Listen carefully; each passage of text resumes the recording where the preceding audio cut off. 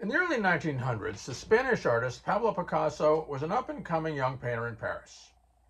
Here's a photo of Pablo in 1908 when he was about 27 years old. Now at this time, a French businessman decided to commission a portrait of his wife by Picasso. The husband hadn't actually seen very much of Pablo's work, but he knew that he was a well-regarded young artist and he wanted to have one of his pictures.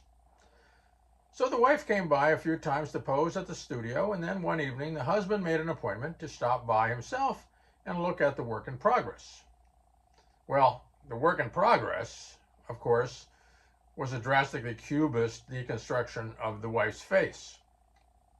Here's a portrait by a modern cubist artist, just to give you an idea.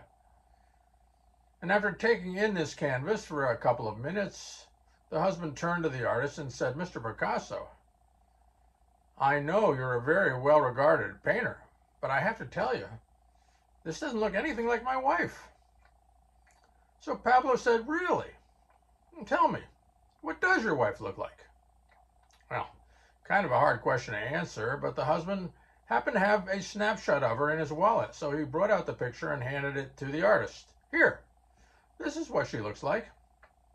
And Pablo took a look at the photograph for a moment, and then he looked up and said, "Small, isn't she?"